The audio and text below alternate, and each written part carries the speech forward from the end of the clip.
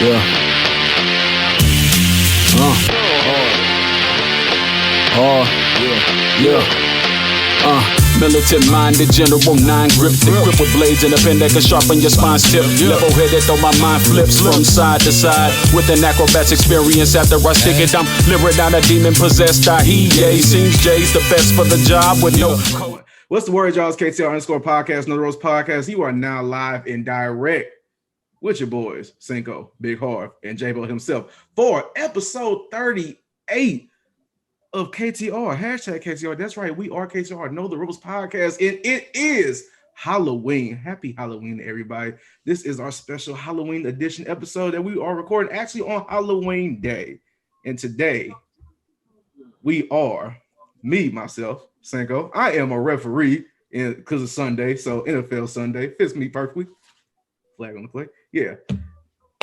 J-Bo, how you feeling today? Introduce yourself. Who are you today for Halloween?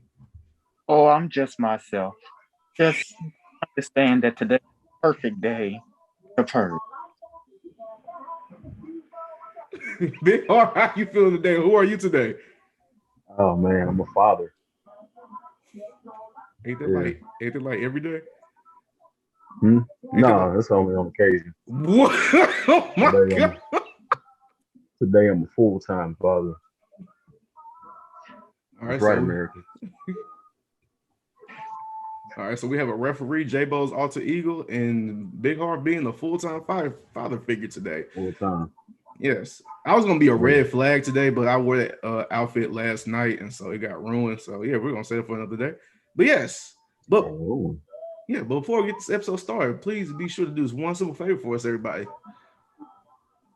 Follow us on all social media platforms, KTR _podcast, Twitter, Instagram, No Rose Podcast, Facebook, YouTube, No Rose Podcast, all podcast platforms, Google Podcasts, Spotify, Anchor, Apple Podcasts, Podbean. We are on everything. And don't forget to get your merch at prowrestlingtees.com/KTR podcast.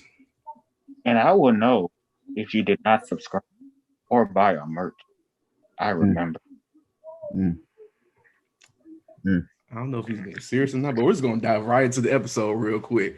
And we're going to start with one of my personal favorites. One of my personal favorite superstars in the WWE, in the women's division, to be more specific.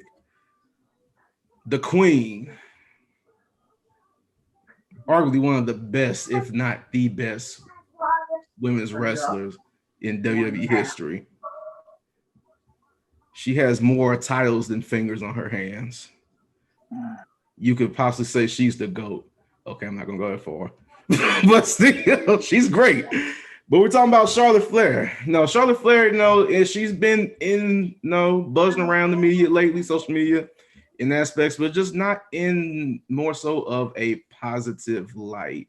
And it's more regarding to her quote unquote actions that are going on personally, from her back and forth with Becky Lynch on Friday Night SmackDown that they had on a segment, to a rumor that was happening backstage with no disagreements, to just personalities going around and just her being pulled from media events and all that good jazz and whatever. So that's what's been going on social media. That's what we'll be seeing in the reports. That's what we're seeing with the rumor mill. But if this is all true, what do you possibly think this is coming from? Where is this, this attitude stemming from? Because people say from the rumor mill, not saying it's true or not, but you need something to talk about though. It says she has not been herself lately. So what do you think is going on in the world of Charlotte Flair? Big Harv, go ahead. Okay. J-Bo, go ahead. Charlotte Flair is smart. Charlotte Flair knows that no matter what she does, she is Teflon Dawn in the wrestling business. Even if she was or was not dating Andrade, she knows that any wrestling organization is willing to pay her top dollar to join their ranks. And she woke up one morning and said, I am the baddest to live in the wrestling industry. So she's going to act the way that she wants. She's going to do the things that she wants. And she will continue being this way because she knows her worth. The only reason why she hasn't been fired, fined, or been repercutted, just like any other wrestler, is because she is Charlotte freaking Flair. That is all. This mask is killing me, man. He's going with the whole personality Man, too. he is great. Big Great. Harv, what you feel about Charlotte? I am gonna disagree. Actually, I think that Charlotte is kind of in a state of flux because her significant other and her father are both not there anymore. She's there by herself.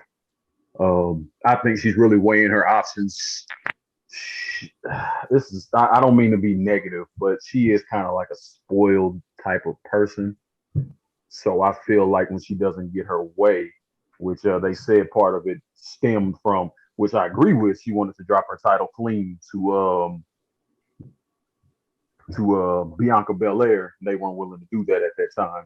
So apparently there was a lot of frustration there, and that's where a lot of that dissension came from, including a segment with Becky Lynch that didn't go well, or there's a bunch of stuff contributed to it. But I think it's her not knowing exactly what she wants to do right now because of various members of her family being gone somewhere else to find a success. I think that she would not be Charlotte Flair anywhere else than WWE because when she has to go somewhere else, they're going to use her more to put other people over than they are going to put her on top and make her reign. Like she might get that initial reign, and after that, they're going to use her to put other people over because that's a smart thing to do. In WWE, that's not the case. In WWE, she is the top dog of the women's division, and she's probably going to be there for a good long time. But I really think she's just weighing her options, and she doesn't know exactly how to do that. It might end up biting her in the end. I'm not sure. She'll make money no matter where she goes, but she won't be Charlotte Flair, the one that we know everywhere that she goes. And that just touched on to my follow-up question I was going to ask about if she were to so happen leave WWE, do you think she would fit well in any other promotion? Well, that's Absolutely. Absolutely. I don't mean to cut off the purge, man. You gonna right? He's gonna find you after the show. Yeah, I'm pretty, but I'm gonna go ahead and finish because I ain't no punk. So what I'm saying was, yeah, she'll be comfortable anywhere because Charlotte can actually wrestle. She's a capable wrestler. She's an okay talker, so she'll be fine wherever she goes. I agree that Charlotte is trying to weigh her options, but she knows that while she is weighing her options, she is in an organization that honestly will not punish her for anything that she does. Now, we don't know in the long run if that's going to change, but we know that right now, she's still going to be in the main event picture. She still has the championship belt, and Vince will still heavily use her just like they did before. While she is right, what's the word? I don't know. They took her off of the media appearances. That's they don't do that for nothing. No, that ain't nothing too big though, for real. Yeah. All right. It's something. Taking you out the eyes of the public. Now, when the championship belt stop being in wrestling matches, then I think that's when it's going to show even more about. They ain't never gonna do that. They can't afford to. Who else do they have with that status? They don't have anybody else. That's exactly. Bailey the Hill. Mm-hmm. Yeah. All right. So while we're on the topic of the WWE still, let's touch on our new King of the Ring and our new Queen Crown winner. King Xavier Woods and Queen Jelena Vega are your new royal jesters of the WWE. Now, with Xavier Woods, we were all rooting for, we all wanted to happen, and it happened. We are thankful for it. But not gonna lie, we did not see Jelena Vega winning. It's no disrespect to her. We just didn't see because we just saw the big, strong women over on the Raw side. I'm sorry.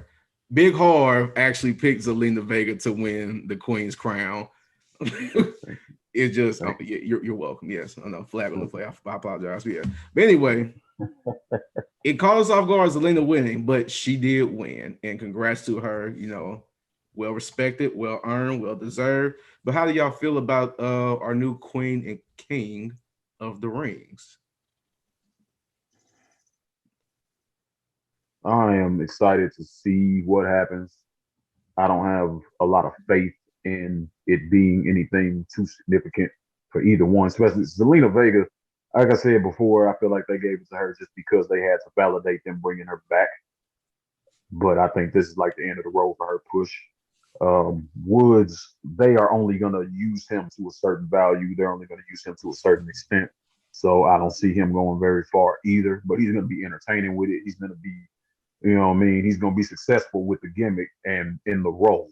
I just don't think it's going to bolster him to where we want him to be seen, which is equal to Kofi and Big E.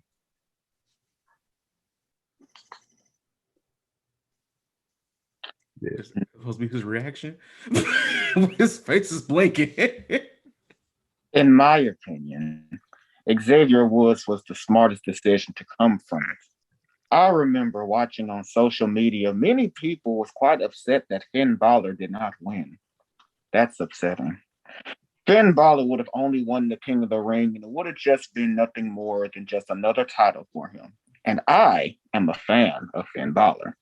But Xavier Woods continues to bring entertainment, viewability, and quite honestly, keep King of the Ring relevant. Granted, this may not take him far into the singles picture, but it's still something for us to watch every week. Now, Zelena Vega, now that is a surprise, a very disappointing surprise.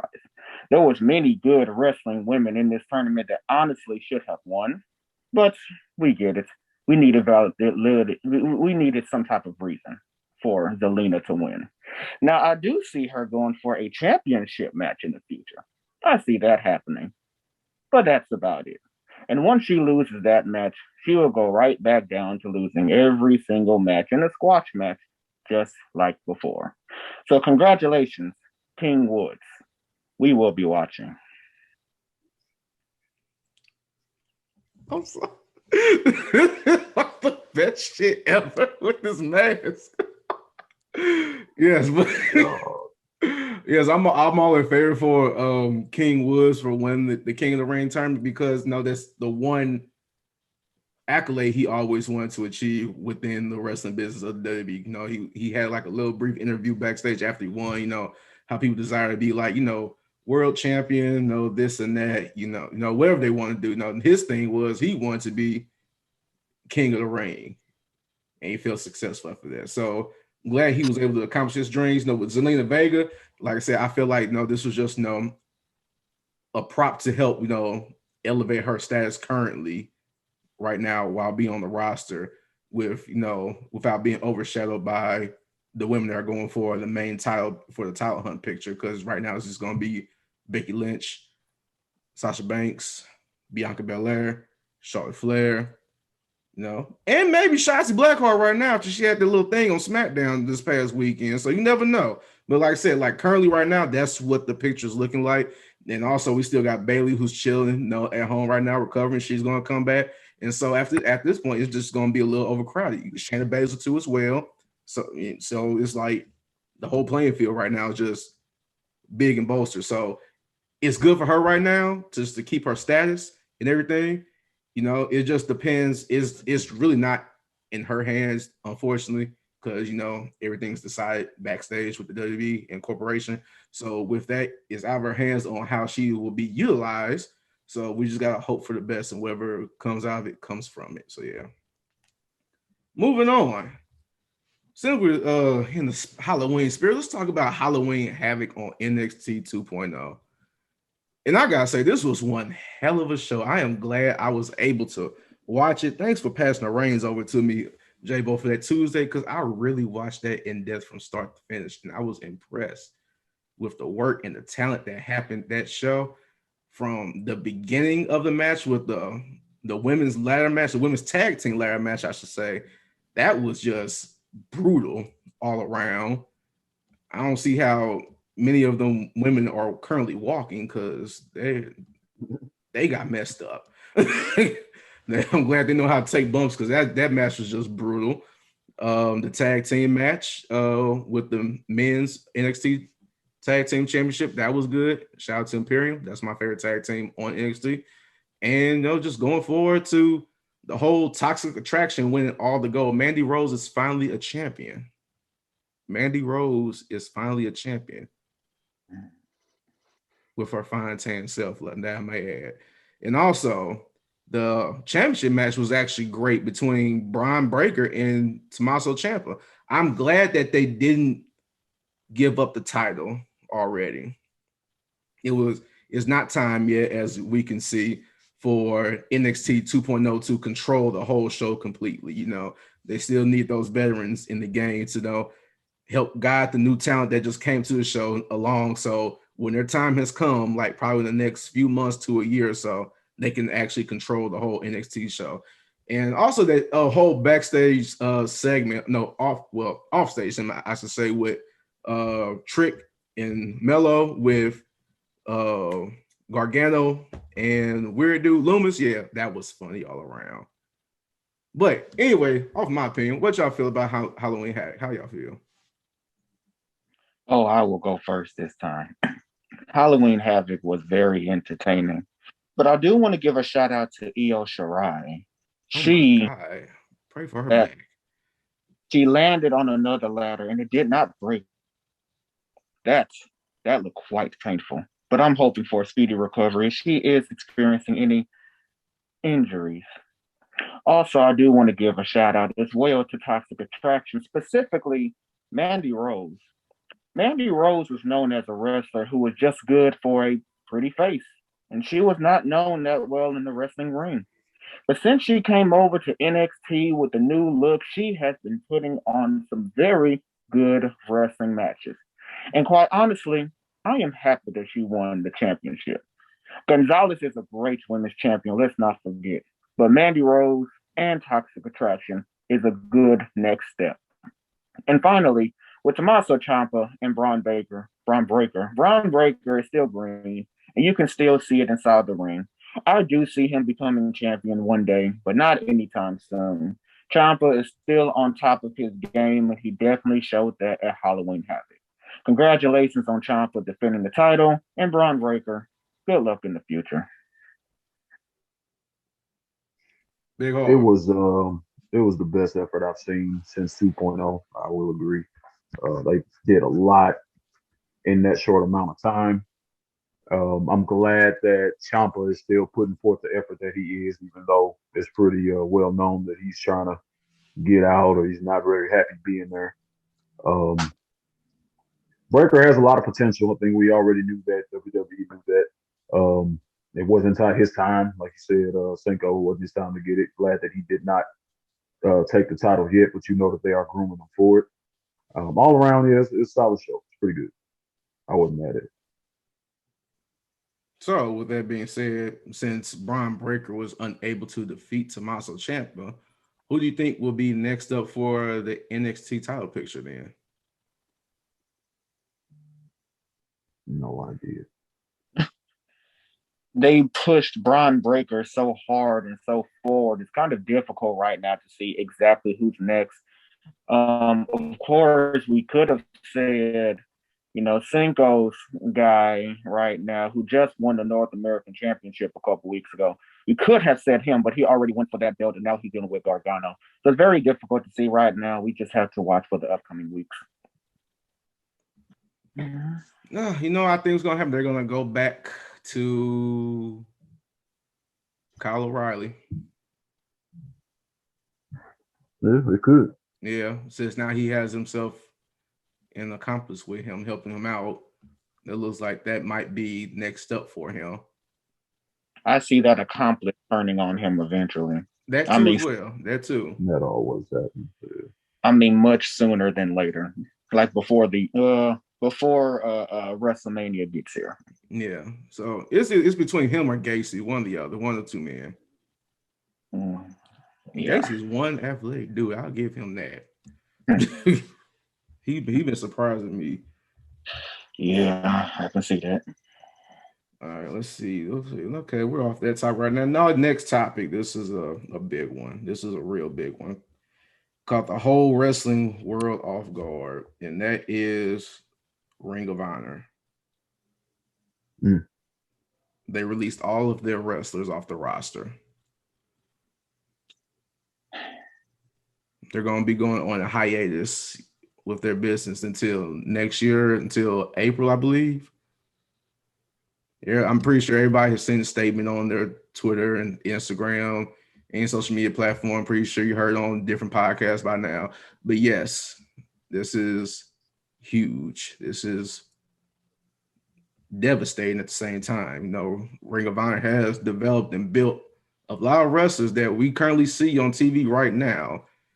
And now it's just currently at the moment gone. And I don't know how I feel about that. What y'all think about that? Like, what do you get from it?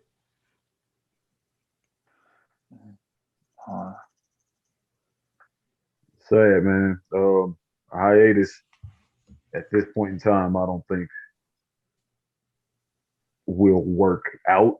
They're always gonna have people who are loyal to the brand and who are gonna respect the brand. But I think that them It's just going not under right enough. now, it's not gonna be a good move, man. This to me, for real, I think this is them going under. This is gonna be the end of Ring of Honor, and it's a sad thing to watch because of the indie promotions out there. They have probably pushed through the most main event, like worldwide superstars of any other like indie company. So that's rough. That's really rough. J-Bo. It was hard. It was hard for me to see the news for Ring of Honor because I'm such a huge fan of the organization. Even dating back to the first world champion, one of my favorite wrestlers in Low Key, who ended up winning the belt and now going on to see many great wrestlers come from it, as you all know, as Seth Rollins, Dan Bryan. Even the American Wolves was one of my favorite tag team that came from them, and even the Briscoes. But also to Harv's point, this is the time for independent wrestlers to really get their money. Not only with AEW, but we also see GCW and MLW really getting more and more praise. And of course, even international organizations. And now these temporarily non-contracted Ring of Honor stars are going to go over and realize how much money and opportunity is out there. In fact, if Ring of Honor does happen to reopen, what is it, April or May of next year, I see it being kind of like a 2.0. All brand new guys, all brand new girls, pretty much just restarting from the ground up. Could it be good? Could it be bad? But overall, I think for the wrestlers that are non-contracted, if they take advantage of this, I think they will actually skyrocket. Specifically, Jonathan Gresham. I think he's the one who's really going to shine out from this unfortunate yet could be fortunate opportunity. So sad for Ring of Honor, but I do wish the best for these wrestlers. Yeah, the wrestlers gonna be all right. The ones that are really talented. I mean, they gonna be fine, especially in the climate of wrestling right now, where there's kind of this little competition between AEW and WWE. And WWE, they're really not even signing indie guys anymore. So it's really Right. good for AEW, TNA. So yeah, it's going some of them are gonna profit, but as far as ROH goes, I feel really bad about that. That company's pretty much done. So, do you see any of these wrestlers signed to any of those big companies that you mentioned with like WWE or AEW during this hiatus? Yes, most of them. I mean, the ones that can. Who did you say, Grisham? I really think Grisham's gonna find a home pretty quick. What we just talking about? Jay Lethal. Jay Lethal was one, yeah. Yeah. He's been pretty quiet, but was at one point one of the best wrestlers in the world. So it'll be interesting to see him wherever he lands and see what he does. But yeah, I'm also looking out for you can kind of tell they're around the end of their career. And we all know the whole situation with WWE about 10 years ago.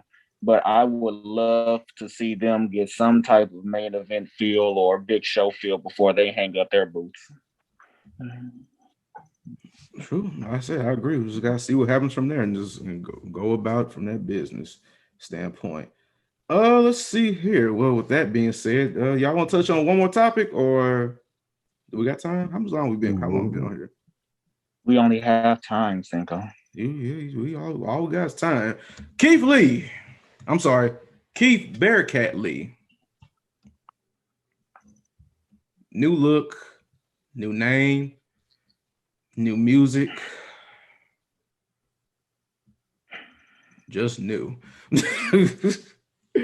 But with that, hope for the best with this new push that he's going to get. But there's a little bit concern with him with his health per se that's been going on lately. When he was out for a good amount of months, a while back, it was a matter of life and death. That's what he said at that time. But now it's great to see that he's back in the ring and recovered. But there's always a touchy subject, touchy topic when you're dealing with somebody's health that deals with something major. A lot of people have little injuries that could lead to major consequences, and WWE is not quick to pull the trigger on getting them back in the ring. They want to wait it out and see if they can get every and any medical clearance from any and every doctor that they have. And so I can see why they're hesitant on him, because they were hesitant on a lot of wrestlers back in the day with their health. So how do you fare and see Keith Lee's future with the WWE? Keith Lee will unfortunately now be a liability to the WWE. I feel that this will hinder his potential pushes that he may even have. I think they will look at him as somebody who can be something great, but they'll always be in the back of his head where, he could be injured. He could be out for another long amount of time because of his health. I'm glad he actually spoke his truth and said what actually happened to him. But then again, everyone's listening, including the company that you're working for. So it's hard to see a definite future for him. Of course, he deserves the future. I still hate the name Bearcat because it makes sense, but it doesn't really fit his character as need be. It doesn't.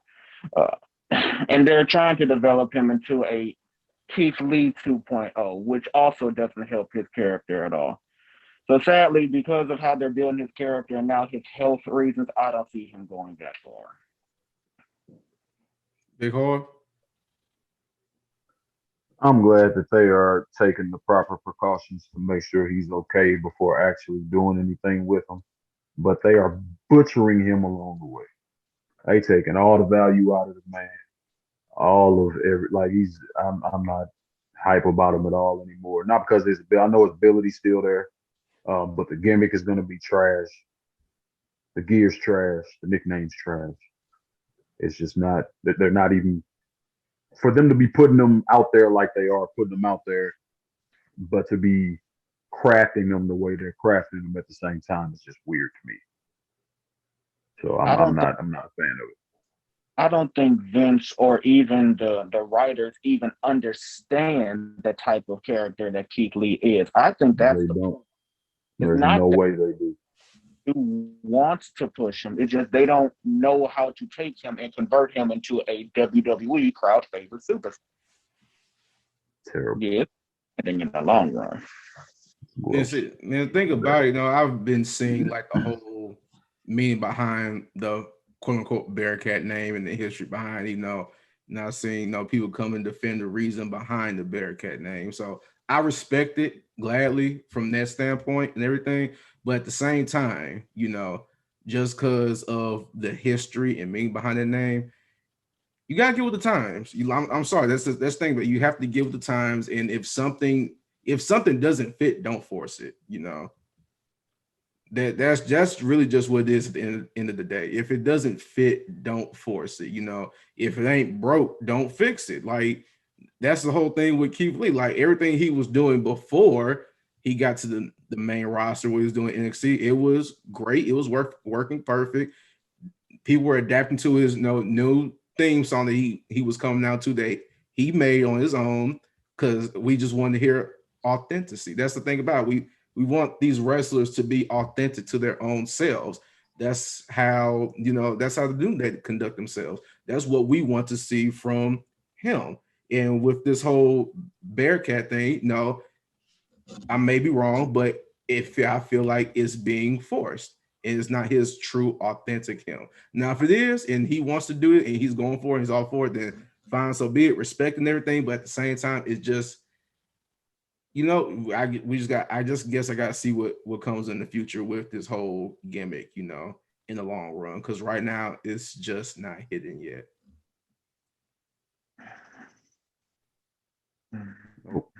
Yeah, so we're gonna see with the whole thing, but at the same time, at the end of the day, we do support you, Keith Bearcat Lee, and all you do in the ring. And prayers up to your health, that you just stay healthy within the ring and within and outside of it. But with that, that's all the time we have for today for episode 38. Thank y'all for tuning in for our special edition Halloween episode. And thank y'all for tuning in to the shows. Thank y'all for subscribing. Thank y'all for the follows. Thank y'all for listening. Thank y'all for sharing. Thank you for everything that you do for us. But before we sign off, do this one simple thing for us real quick, though.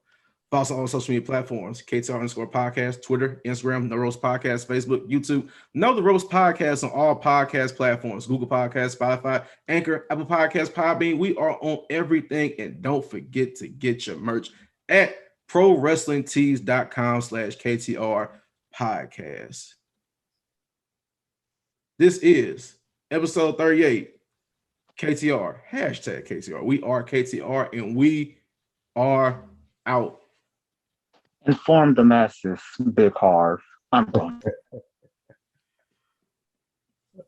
Oh, damn. Where do you go? Right? Hey, that's spooky. Pump those numbers. I like this to say pump those numbers. Right. I hope you don't pop up in the room. Yeah, I hope he gets you first.